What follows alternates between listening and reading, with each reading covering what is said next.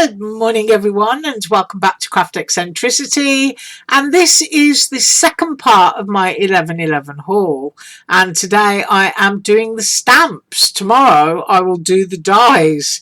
Right, so first up, this is stamp related, but it's not a stamp, and I got myself one of these pressure tools, which is quite good, and it comes with a pad. You have to peel the back off and stick it on. So it's one of these like hockey puck type things that you put on, and you put some pressure onto your stamp platform. So I got myself that, and it's a nice size.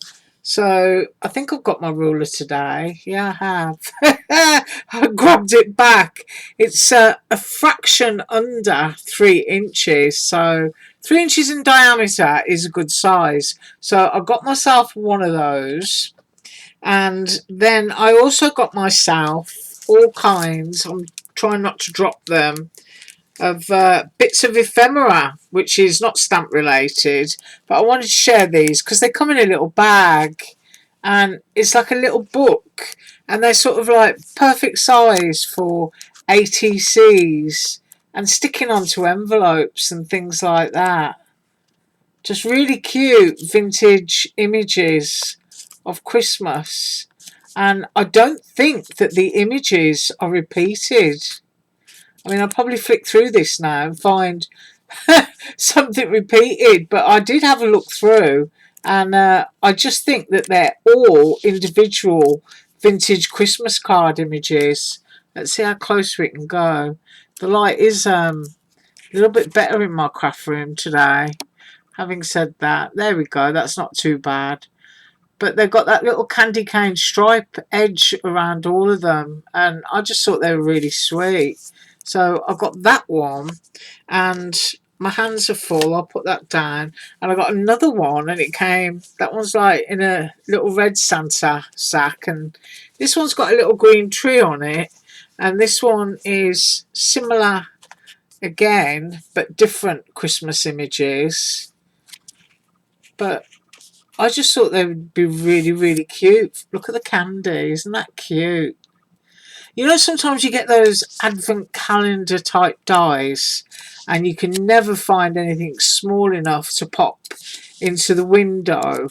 Or if you've got tiny little window dies that you want to put on a card, but you need an image that's just the right size to go behind it, then, you know, stuff like this is just brilliant. Or if you've got stamp shaped dies, you can cut out your own stamps with these. Stick them all on your envelopes or your journal pockets. Just some really, really lovely vintage and retro pictures. Now that would look really nice behind a tiny little window pane in a card. Do you know what I mean? They're just kind of like scaled to the right size. Little Christmas stocking with candy canes in. Ooh, can we get that? Oh, I'll just play around. There. But I will measure one. Nice little Happy Mail gifts as well. 2 1/4 inches by, ooh, what does that say? Let's move my ruler around a bit. Can't actually see that. 1 1/4. So just really lovely. And there's lots in there. 100 pieces is what, I think that's what that means, 100p. Although it does feel like more than 100 pieces, I have to say. And then I also got myself a gold foiled version, which is a bit larger, and these are perfect for ATCs. But you've got little elements of vintage Christmas scenes, and you can see where the foil is there as it catches the light. But once again, if you've got a little door die, you know, something like her, she would look lovely. And that's Merry Christmas.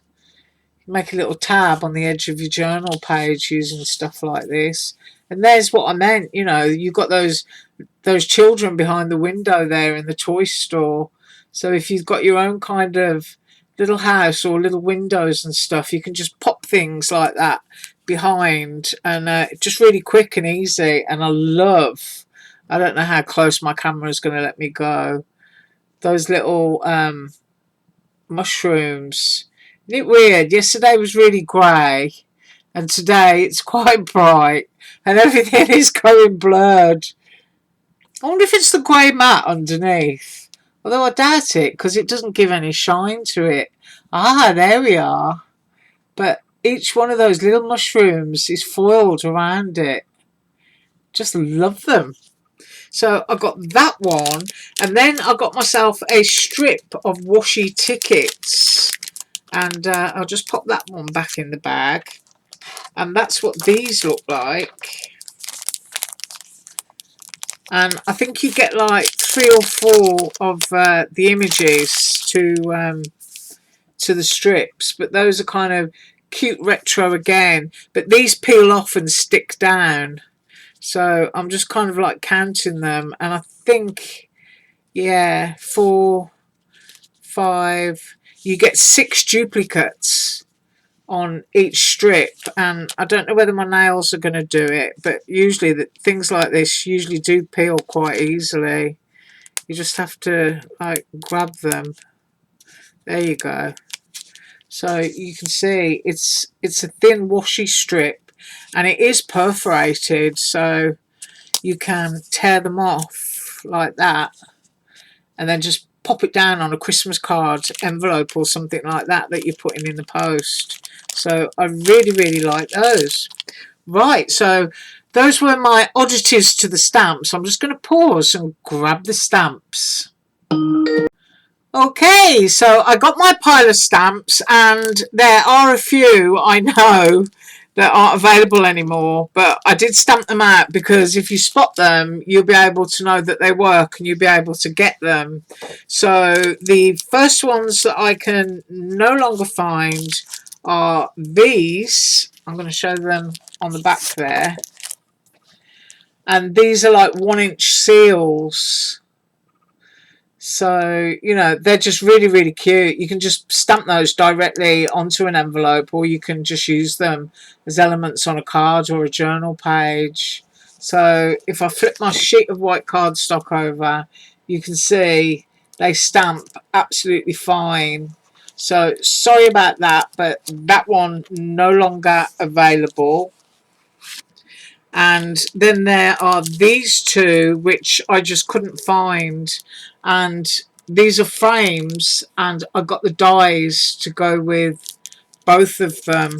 And what they are is, well, this one's the portrait way around, and you get little dies that will cut out the gift package shown there. This kind of like flash sticker which says 100% Merry Christmas, I think. I think that's what it's... Oh, 100% Merry guaranteed. So you've got separate dies, as you can see here, that will cut that. And then you've got one that will cut that out so that you can stamp it and make those elements dimensional on top. So I don't believe that one is available anymore. And then I got the vertical version, and I did stamp that one to show you so that you can see that it works. And that's how it cuts out. And I just used some, I think it was Ranger. I got a load of Ranger ink pads from Tuesday Morning for $1 a couple of years ago, and these are their dye ink pads. And this one is a blue one. So when you stamp it and cut it out, that's basically what it looks like. And it will make, if I flip that over, either a flat frame for your stamped image, or you can build up a box using foam, make a shaker card or anything. So I just really liked it because it cuts the aperture out, and it does look like a vintage Christmas ornament box. So if you find those, they work. Right, slide that back under. Right, so going into my pile of stamps, and there is a pile, so I'm going to show you, and then I'm going to stamp a couple at the end just to show that they work. So first up, I've got a sort of like stitched pocket type stamp. I've got a zip, and there's other little elements on there. And as I'm filming this, I'll kind of feel you screaming at me which ones I should be stamping. I've got some large numbers. Now, I buy quite a lot of stuff from this company, and all of their stuff works. I got a couple of little journal stamps, and I love these because I love the little girls. And there she is again with, I think that's her lunch bag. dragging behind her, and there's a little bumblebee. So I got those, and I don't know the name of the artist that did this little girl, but it's just like the let me get a sheet of cardstock. It's like the image in the Jenny Bowling logo. So I know it's really retro, but you know, that's another journal one, and that's another journal one. Flip it the right way around. There we go. And sometimes, you know, I can get so carried away buying stamps like that that I can buy doubles. I like them so much. And then I got some tabs. And I actually wish there was dies to go with these. But, you know, I don't mind. I can cut them out by hand. So I got those. And then I got a girly. Flip it the right way around. With favourites. She's got a journal there, pen. It's a nice one to colour in. It's great fun. So I got that one. And then I got a sunflower stamp, which has got some script and what have you behind it. And then I really like this one. That's a great one. I love all the splashes all around it. In fact, I'll put this one here so that we can come back and stamp that one. And then we have layered stamps. This one is a chrysanthemum, and it's absolutely huge. And I think that perhaps I should do a layered one. And I've got a poppy, or I've got a chrysanthemum, and these are massive. I'm going to measure the packs in a minute. And I think what I'll do is, I don't know, I'll stamp the chrysanthemum. That's what I'll do. So first of all, I'll just pop that down there, and then I'll put this on my pile for stamping. And let's measure. Now, as I'm always saying, they measure stamps on AliExpress by the carrier sheet, and that is 7 3/4 inches high. And then the width of that is 6 inches. But if I measure the individual flower, it's 2 1/4 inches wide, and then the height of it is 2 1/4 inches. So you can get, you know, sort of a rough guesstimate. And basically that's what I do. Once I know the size of the carrier sheet, I'm able to sort of like roughly estimate how big the stamp is going to be. Right, and then next up, more journally type stamps, and I got a ledger. And then, oh, excuse my throat. These small ones are the page reinforcer stamps. So you can, you know, do lots and lots of little reinforcers. And then you've got different kinds of sentiments. This is the same size stamp as the one I've just measured. And these are as well. So we've got sort of like loose type roses, which are fabulous for watercolour. And also what looks like spring blossoms. And on there it says kindness. So I've got that one. And then in here I've got everything stuck together in one bag. And I wasn't 100% sure that I hadn't already shown you these, but I don't think I did. And I got a free sample of tiny little hearts and elements. And that's quite an interesting one. Happy Single Awareness Day. So I wasn't aware that you had to be aware of people being single. And then there's a Halloween house, which is very sketchy. Obviously I'll use that one next year. And then I'm going to grab my white cardstock again. Got this gorgeous pencil type gnome. Absolutely love that. And the snowman with his bucket on top of his head. And I think what I'll do is I'll put, because I haven't put a Christmas one down, I've got flowers down here. And then I've got a lovely snowflake background. And I've got a Christmas ornament background. And then coming off that same style of gnome again, This one has got a different type of gnome with it. These are just great on the corners of journal pages. And I love that stocking. I love that kind of rick-rack design on it. And then you've got the wreath and you've got the pine cone. And there's another snowman holding a gift. And then I've got this one. So you've got the gnome in the middle again, and then he's surrounded by lots of candy, tiny little snowman, another stocking. And so, you know, I think I'm going to grab one of these and stamp. Or maybe I should stamp a background. Yeah, I'll stamp the ornament background. And then I've got 3 stamps here that I'm going to stamp. And colour. So I'll just pause, move everything, and get the stamp platform. Right, so here it is, and it does need a jolly good clean, I have to say.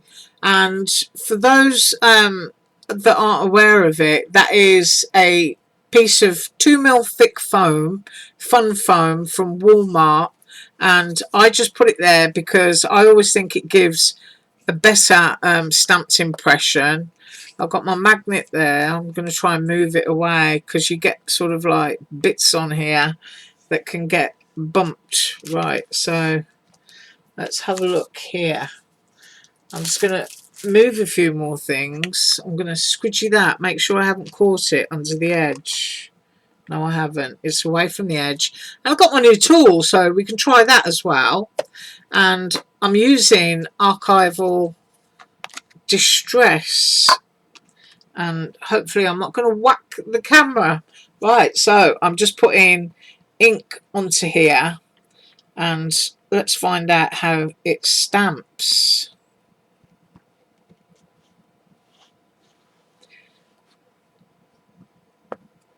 It's going to take quite a bit because it's a background stamp. I think I inked it all up. We'll find out. So I'm going to pop that down there. I'm going to get my tool. So I use my hands. I'm just going to squeeze and squish and see what happens there.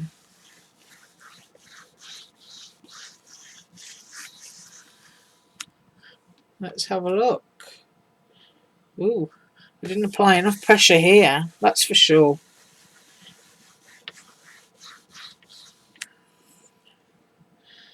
Nope. And, you know, sometimes I like to feel something needs CPR. I mean, large stamps are absolutely infamous. And to be honest with you, when I'm doing large stamps, I rarely put them on a stamp platform. And I put them face up to me on a mat. And I'll ink them up and I put the paper on, I hold it with my hands and then I just rub it and then peel my paper back, you know, like you've used the jelly plate or something. And then I just trim it down because I just find it's better than, you know, like what I'm doing here, spending an awful lot of time trying to get into areas that I missed. And I'll prove that to you now by flipping that over. We're going to use the other side of that, and I'm just going to get the big stamp. I'm going to stick it down on my mat. Just going to move this. And this is what I would do if I was on my own. Well, I'd do it in front of you too. So I would just quite literally treat it like a jelly mat. And that's all I would do. You got it down on a silicone mat so it's not going to go anywhere. And then I would just grab my sheet of cardstock, just lay it down, hold it there in position because you don't want it to be blurred. And then you can change hand and rub it. And then lift up. And you've got a much, much better impression. Now, I do know that my ink pad needs inking up, and I haven't got a clue what's going to happen with the second impression because I've already got a stamped image on the other side. But it's also a great way to clean your stamps as well. So, you've got a ghosty image, but you get a much, much better impression with large stamps when you put them down flat. Right, so next up we're going to do a flower. So I'm just going to pause while I grab that stuff again and put this one away. Right, so I pop those away, and I think we should do this one. I think it's a chrysanthemum, and I reached for those Ranger dye inks that I got from Tuesday morning. One's jelly and one's magenta. So I'm going to try and put the two together. If I don't think it is going to look right, then I might leave the jelly out, but I'm going to use the magenta. So in layering stamps, you usually start with the solid one first. You can do them in whatever order you want to, as long as you remember what colours to use. So this one I'm going to use first, and I'm going to do it in just one stamp of the magenta. So let's find out how well these work.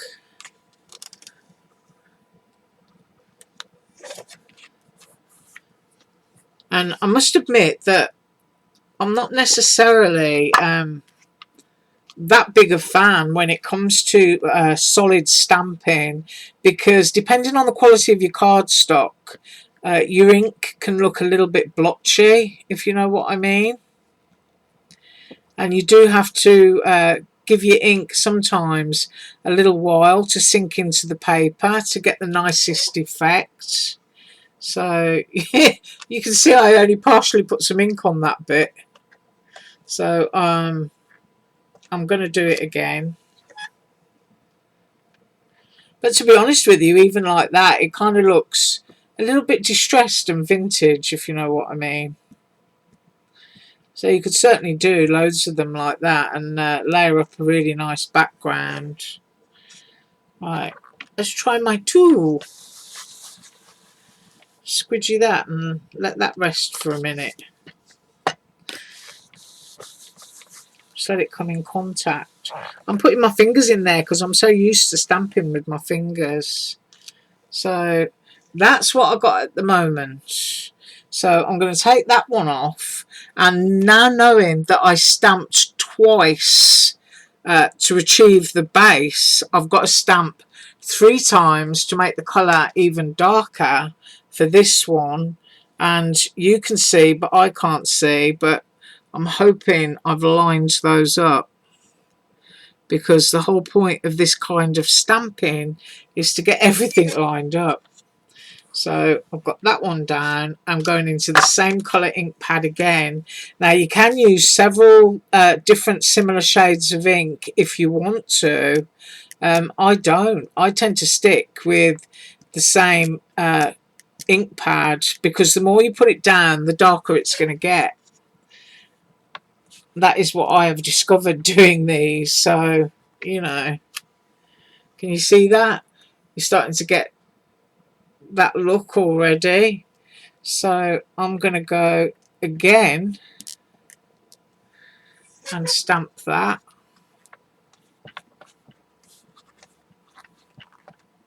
And that should have significantly darkened it. I think you can see that. And I'm even going to do it again and go down. Now, I don't know if adding my grape jelly on top is going to ruin it, or whether I should just keep using my magenta. And I'm using my hands when I could be using my doodah. There you go. I'm just going to have to leave that on my desk so that I'll use it. So we now have that one. Now, I could do the final one in the jelly. I think I will. I'll be brave. It might ruin it and it might not. So trying to line the stamp up again, I'm going to go in here. I mean, really, that is the guide, that little bit there. And so I have to look at the monitor to see if I'm doing anything right or wrong. So I'm going to go in with grape jelly there. So that's this one, which is going to be much, much darker. So let's find out if I ruin it. I think I've got enough ink on there. I've got a squeaky platform. Let's have a look what happened. Oh, it didn't ruin it. It doesn't look too bad actually. But I'm going to do it again. Why not? If you've done it once, you can always do it twice, I say. It's always easier the second time.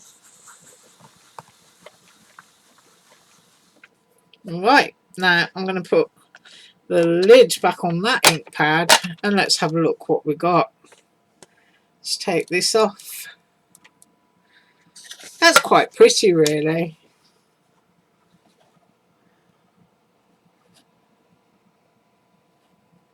I like that.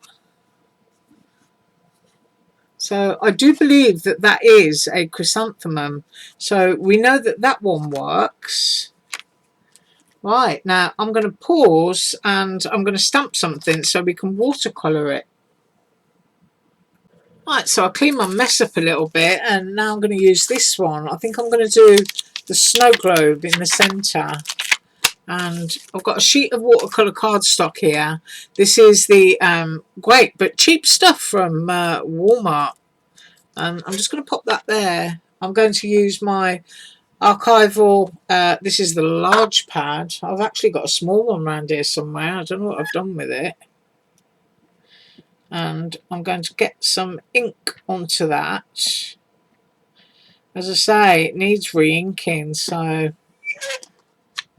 it's not doing as good as it usually does. Use my tool. There we go. Yay, I left it on the table. Let's see what happens with that. Ooh, that's a really lovely impression. So put that down again. Just make sure it grabs all the ink. And let's have a look. It's very, very vintage. I love that. And now I'm going to find my watercolour brush, which is around here somewhere. My little AliExpress water brush, and I'm going to find some Tombow watercolours, and I'm going to go for a really pale wishy-washy, and for the base of the globe I think I'm going to go a bit traditional. So I've got a couple of creamy brownies there, and everything else is supposed to be white, isn't it? So I think probably that's enough colour to put into that. Maybe slightly no, I'm going to stick with that. I'm going to stick with these colours that I've got on the table. Right, how easy is it to use Tombow? Very, very easy. And I always start by getting my watercolour brush. Make sure you filled it up beforehand. And you can see I've already got some colour that's left there from last time, which is a pinky purple. And if I go underneath here, I have got a piece of kitchen paper because, you know, I'm trying to be organised. And you can see there's a little bit of pink on there. So I'm going to wipe that away. And any other residue now really is not going to be that important. I'll just scoosh it around. Right, so we're going to do the globe. And you can put your Tombow direct to the cardstock like this and blend it out. Or you can scribble it on your mat and you can brush it on. But I know that I kind of like want the house bit framed, so I'm doing it like that, and then I'm just going to go in with my water and then push that colour out so that it's all a bit more faded around the edges. And then of course we know already, I'm going to put some on the mat now, that the edges of the globe are lighter, but there is also some shadow there, which these bits here. So I just want a little bit of blue. Now that's supposed to be white because it's snowing really. And here I've got this kind of like creamy mushroom. So I'm putting the shadow in under there. I'm going to have a shadow under there. I'm going to bring it in. Just follow all your shadow lines when you're stamping. And then I'm going to go with my creamy bit there.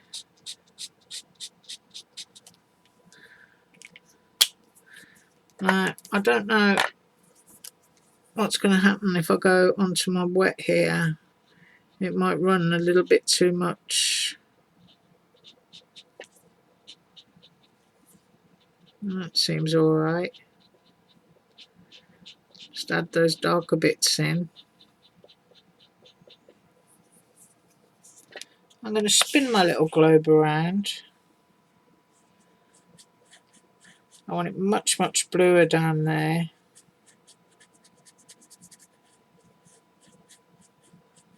But that really is how easy it is just to get something with a couple of Tombow markers and just create something. I mean, maybe you might want to put a little bit of yellow in the window, which is incredibly small, but you could touch a little bit of yellow into those, which is why I like these. They've got such a nice fine point on them. But that wasn't hard at all. And it is a really, really lovely image. I think it's actually a church. So I've done that one. I'm going to tidy my mess up and I'm going to get the flower stamp and do that one. Right, so this is the stamp set that I'm going to do. And I'm going to do this one because that one looks the most exciting to me. An exciting flower. Now, I like the inside of it. It looks, you know, very spiky and explosion-like. So I'm going to pop that one down onto there. I'm going to ink it up. This is Walmart watercolour cardstock again. And I've been and fetched another bunch of Tombow watercolour markers in shades of pink, and I think I grabbed a yellow to do the centre and a little bit of green to dot on the stem. So I'm pretty sure I inked all of that up, and I'm going to use my tool because I left it on the table, and then we can see what we've got there. There you go, perfect image. So I'm going to peel that off and just pop it on its backer over there for a minute. Move that out of the way, and we have a flower. Really, really pretty. I love the sketchiness of these. And I don't know actually if I'm going to use any water. I think what I will do is I'm going to do the centre first. And I've got two shades of yellow here. I've got a 062 and a 993. And one is slightly more acid, but I'm just going to very gently, because remember you can always put some water onto this to stretch it even further if that's what you want to do. So I put my little yellow bit in, which was super quick, and now this is the darker shade. And whenever I'm doing stuff like this, I look at the dark bits, and I usually work underneath them or over to the side where I think the shade is. So you'll see me going off to the right and underneath. So I will do that. Really do like that. So I just scattered that down there. And if I put a little bit of water on my mat, I can, if I want to, just go in and squish those together just a little bit. Now, I think that's quite pretty. So that is the centre, and that was using those two shades of yellow. And now I do have these, and I can't kind of like decide which ones I want to use. They're very close to each other. It's an 817, a 803, a 723 and a 743. That's what they're known as. But I think what I'll do is I'll go with the darker shade and take it from there. I'm just going to put little bits in, starting there first. And then I'm going to pull that out with my watercolour brush and fade it.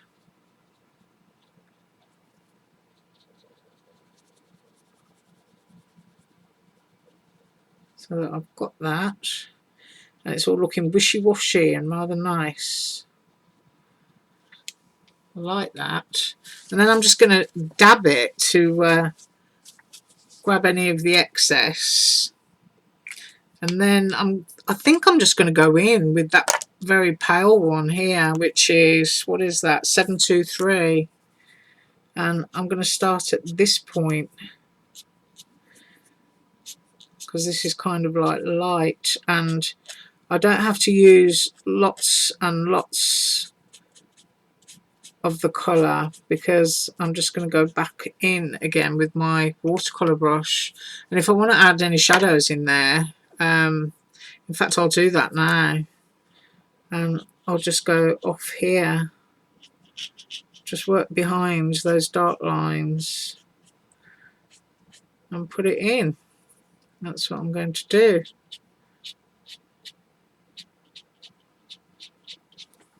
There, I like that. And then, because it's a splishy splashy flower, it's one of those you don't have to overthink it, and it doesn't matter if you've gone over the edges either, which is exactly what I'm doing here. It all adds to the kind of explosion fireworky look of the thing. So I've got that, and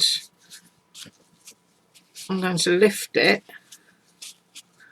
and then I've got 2 shades of green, just to show you how quick doing something like this can be.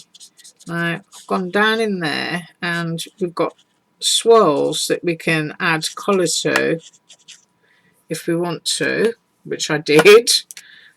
And then I'm going to go down on that side with something darker. Just going to go, just do my own thing, and then sploosh it again.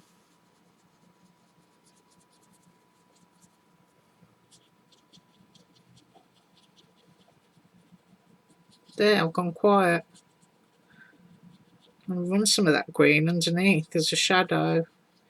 You can basically do whatever it is that you love doing. That's what I say. And so that is my splooshy splashy flower. And it's stamped really, really nicely. Now you could sprinkle a little bit of glitter, a few dots of glue and stuff around on that, and that would look super, super pretty. I would actually go in with my sparkle pen. In fact, if I dry this really quickly, I can do that. Right, so that is dry, and I've got my silver pen here somewhere. There it is. Love these. That's what it is. It's a Uniball. It's a Mitsubishi Uniball Silver Sparkle. They're not cheap, but they are totally worth it. And you can just go in onto your watercolour or onto your alcoholic marker work, and you can add dots wherever you want to. I'm actually using the dots that were part of the stamp, and just adding a few little silver touches to it. So Signo sparkling pens, and the cheapest place that I have found for them is eBay, and sometimes you can find them in multi-packs, which works out even cheaper. So I'm just putting down those tiny little dots of silver there, and I'm going to pick that up, and hopefully you can see it. But that's kind of like, if I was doing a card, that would be enough decoration for me, along with all that watercolour. So that is what I've got for you today. Those were my stamps. I'm just moving my brushes, and I'm going to grab them. So here they are. I don't know how many was there. There was a lot. There was a lot of stamps, some of which you can get and some of which are already sold out and gone away kind of thing. But that was my 11/11 sale stamps. Right. You have an absolutely awesome day. I'm going to be up tomorrow with my third and final 11/11 haul, which will be the dies, and we'll put a card together from some of that because I know some of it is Christmas, so I want to use it now before it ends. Yeah. Thank you so much for watching. Have an absolutely awesome day. Bye.